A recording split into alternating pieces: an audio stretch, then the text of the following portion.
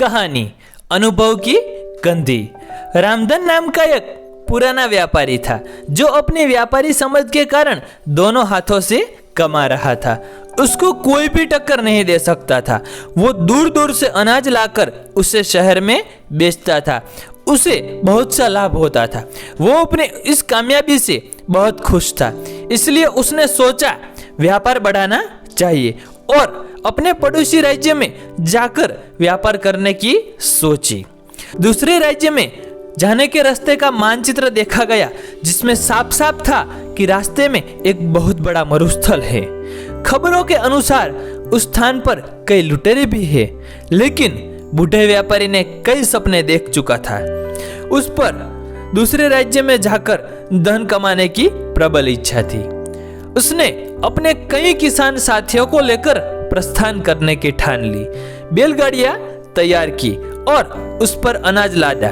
इतना सारा माल था जैसे कोई राजा की शाही सवारी हो।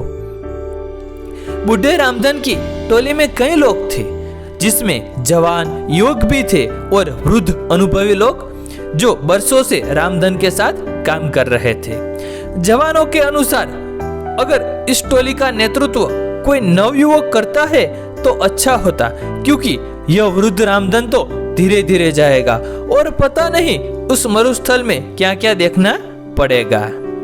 तब कुछ नौजवानों ने मिलकर अपनी अलग टोली बना ली और स्वयं को माल ले जाकर दूसरे राज्य में जाकर व्यापार करने की ठानी। रामधन को उसके चहेते लोगों ने इस बात की सूचना दी। तब रामधन ने कोई गंभीर प्रतिक्रिया नहीं दिखाई। उसने कहा, भाई, सबको अपना फैसला लेने का हक है।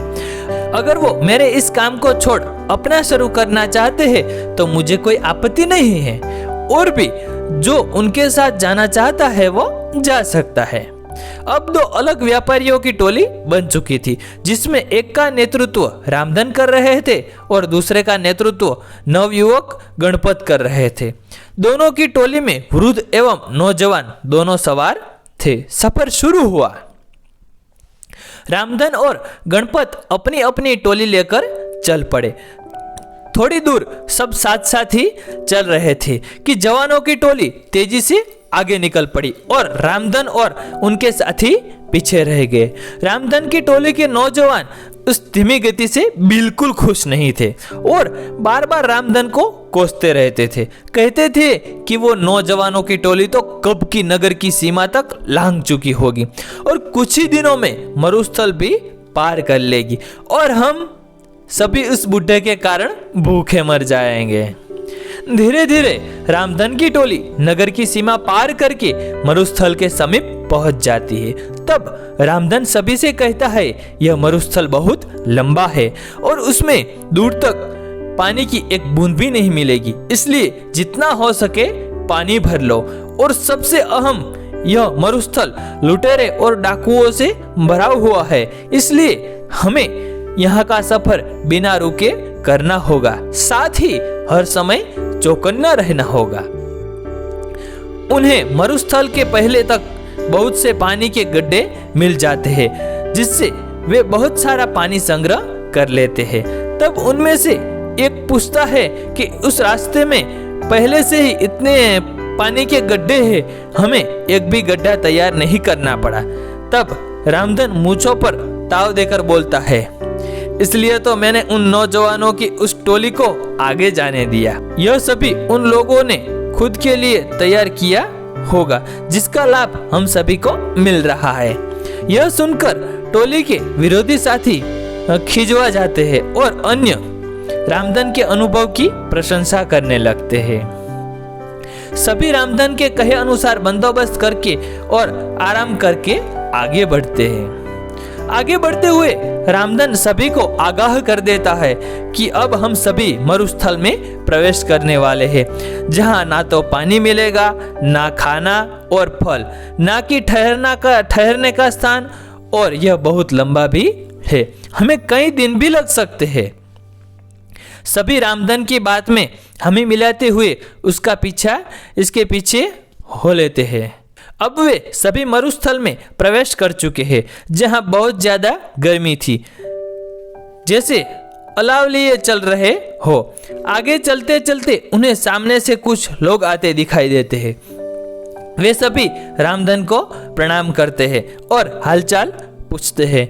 उन लोगों में से एक कहता है, आप सभी व्यापारी लगते हो, काफी दूर से चले आ रहे हो, अगर कोई सेवा का अवसर देंगे तो हम सभी तत्पर हैं। उसकी बातें सुनकर रामधन हाथ जोड़कर कह देता है कि भाई हम सभी भले चंगे हैं, तुम्हारा धन्यवाद जो तुम सभी ने इतना सोचा।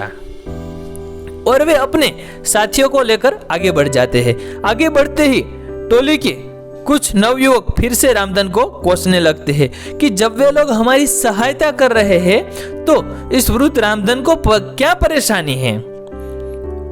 कुछ दूर चलने के बाद फिर से कुछ लोग सामने से आते दिखाई देते हैं जिनके वस्त्र गीले थे और वे रामधन और उसके साथियों को कहते हैं कि आप सभी राहगीर लगते हो और इस मरुस्थल के सफर में थके लग रहे हो। अगर आप चाहो तो हम आपको पास के जंगल में ले चलते हैं जहां बहुत पानी और खाने को फल है। साथ ही अभी वहां पर तेज बारिश भी हो रही है। इसी में से हम सभी भीग गए थे। अगर आप सभी चाहे तो अपना सारा पानी फेंककर जंगल से नया पानी भर ले और पेट भर खाकर आराम कर ले। लेकिन रामधन साफ ना बोलकर अपने साथियों से जल्दी चलने को कह देते हैं।